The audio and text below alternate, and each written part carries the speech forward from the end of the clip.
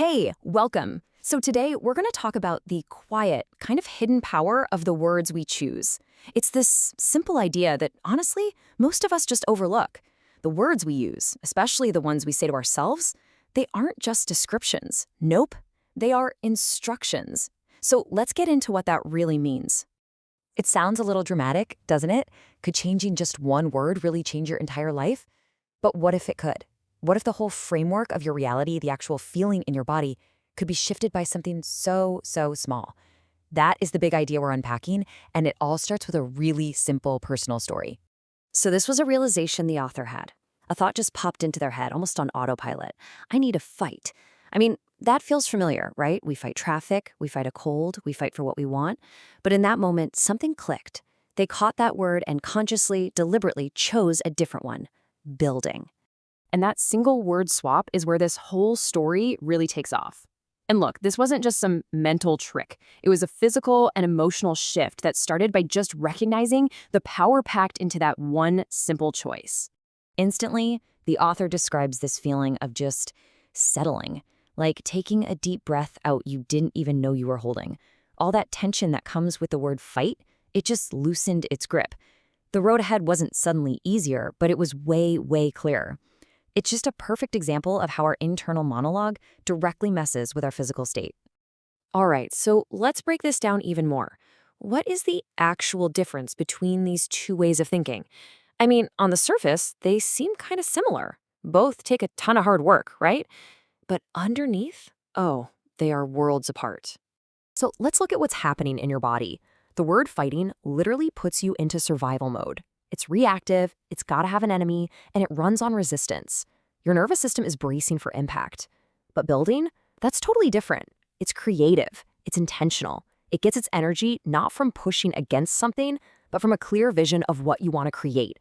It's the difference between tearing a wall down and, well, building a house. And this quote just nails it, doesn't it?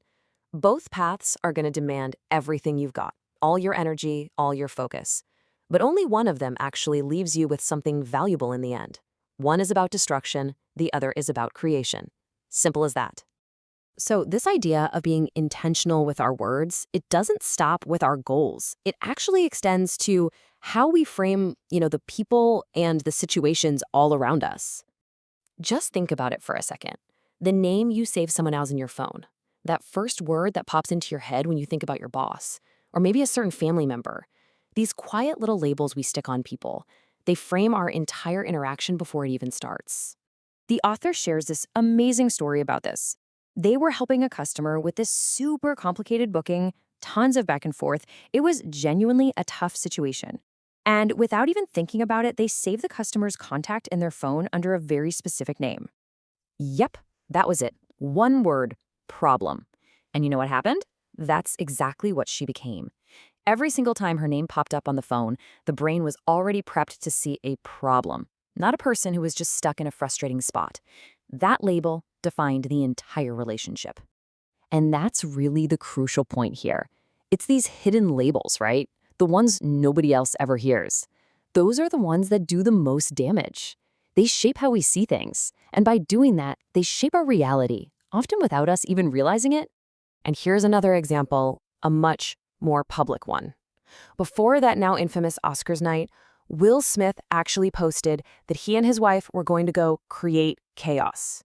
Now, he almost certainly just meant it in a fun way, like, start things up, have a blast.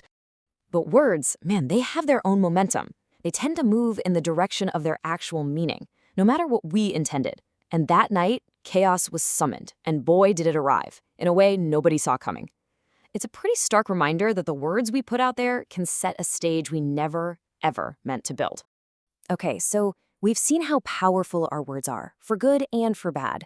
So what do we do about it? How do we actually change these habits that are so deeply wired in?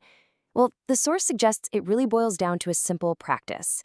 It's not always easy, but it is simple. And the key here is self-awareness. But this is a really important distinction. This is not about beating yourself up every time you say you're fighting your to-do list. Not at all. It's simply the ability to observe yourself saying it, to notice the word, and to realize, hey, I have the power to choose a different one.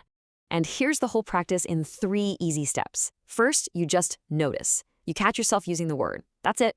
Second, you correct it. You can say it out loud or just in your head. Wait, no, I'm not fighting this project, I'm building it. And third, you just move forward. You let that new frame sink in. Notice, correct, move forward. That's the whole game. So, as we start to wrap this up, that brings us to the big central metaphor that really ties all of these ideas together. It's a really powerful way to think about the role that language plays in our lives. It's simple, right? But it's also pretty profound. Your words are not just sounds you make, they are the actual building materials for your reality. Think about it like this. The house you live in, at one point, was just a conversation. It was just a bunch of words on a blueprint. Well, your life works the exact same way. The words you use to describe your past, your present, your future, they create this invisible structure that you live inside of every single day. And this, right here, is the most empowering part of this whole idea. You can't control everything that happens out there in the world, but you have an incredible amount of power to choose the words that frame your inner world. You are the architect. Which brings us right back to where we started. Impeccable here doesn't mean you have to sound like a professor. It just means choosing words that are intentional, that are honest, and that are lined up with the life you actually want to create. And that, right there, is the ultimate takeaway. This isn't about cosmic ordering or anything like that. It's simpler.